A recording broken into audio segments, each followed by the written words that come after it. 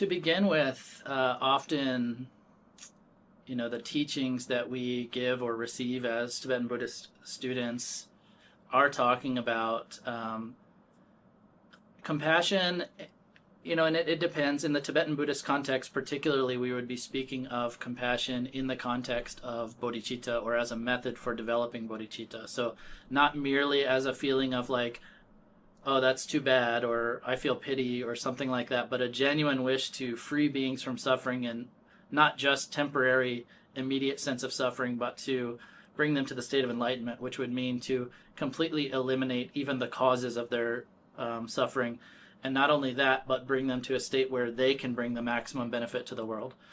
And so compassion is talked about in that sense as not exactly an end in and of itself, but in another context, it is the natural expression of the enlightened mind as well. But as an unenlightened person, it's something we have to develop more step by step or more intentionally through some methods of practice. So, for example, by imagining maybe first someone who you feel very close to and imagining their suffering and developing a really powerful wish to free them from that suffering, and meditating in that way, and then developing that until that becomes a powerful, like, real lived experience, and then expanding that out to others, to maybe people who are in your whole network of friends and family, co-workers, and so forth. Then even more outwards to your entire city, state, country, the entire world, countless worlds, and so forth. So we have a practice of the four immeasurables, or the four boundless thoughts, which is a way of developing that in a way, out to infinite beings. And so, whereas, in just the teachings on compassion alone, the emphasis is more on developing that attitude. And then if you have that attitude, hopefully that starts reflecting in your action.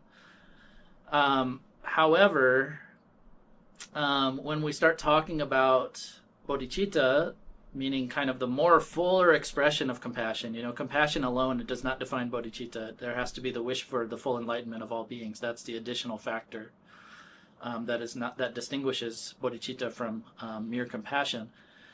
And in that context, then, along with this aspirational bodhicitta, which is that wish to free beings from suffering and bring them to enlightenment, there are these aspects of engagement of the six perfections, as I mentioned before. And those could start to become reflected in various ways, because also they could start on a very small level, like the aspect of generosity. In some texts, they talk about, I forget if this is from a sutra or what, but it's talked about that, there was, I think it was a king in ancient India who was so miserly that he couldn't even give anything to anyone. And the Buddha taught him to start just handing things from one hand to the other and imagining he was giving it to someone.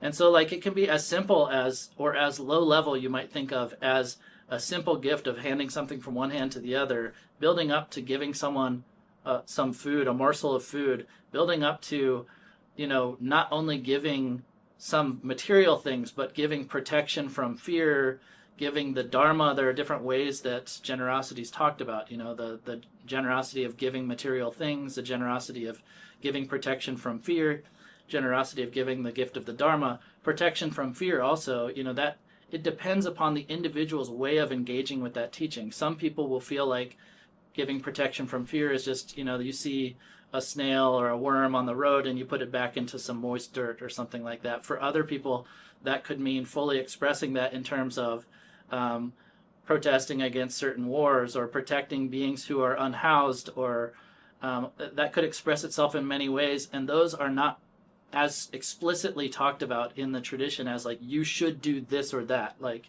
you should go in your community and feed people. You should go in your community and protest against war or any kind of atrocities in the world or something like that. So it's more to the individual in terms of how they might express those teachings on generosity, for example. That's just one example of the six perfections, these different aspects of traditional, frameworks of practice. But it would be like maybe up to the individual about how they would express that. In terms of interdependence, to come around to that, there are more and more discussions about the principle of interdependence in the greater worldview. I think it's even just common knowledge, like people, the butterfly effect and all these kind of things. People talk about that in pop culture. but also a lot of teachers like Tulku Rinpoche often talks about the idea of collective karma. Um, thinking of that from the perspective that if all of us are contributing to a really consumer society and not really checking our own sense of contentment and having enough, like what's enough, and all of us as a collective effort continuing to feed into this like it's never enough kind of consumer society is destroying the world and destroying the environment. So rather than explicitly saying things like you shouldn't do this or that, or you should buy organic things and you should buy less things or whatever, people like Tulku Rinpoche will just point to the kind of the reality of what we're doing and what is happening in that.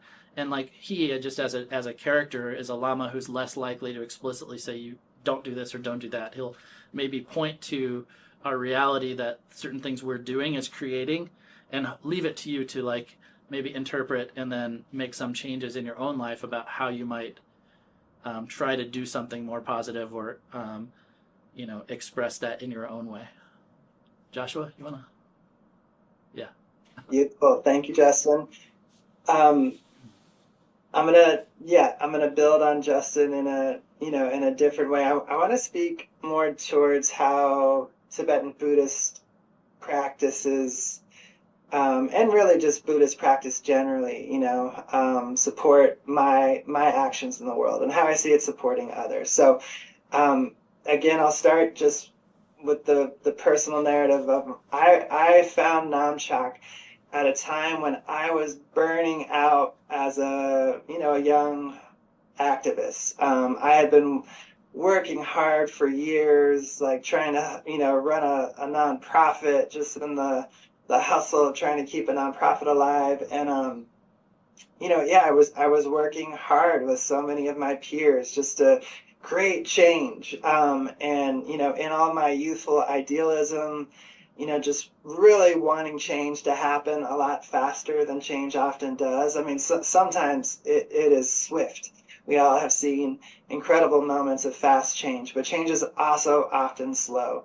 But I came to Tibetan Buddhist practice really as a burning out activist. I wasn't burnt out yet, but I was burning out. And I wasn't, even though I was rooted in my spirituality, I really wasn't engaging in enough daily practice. And so for me,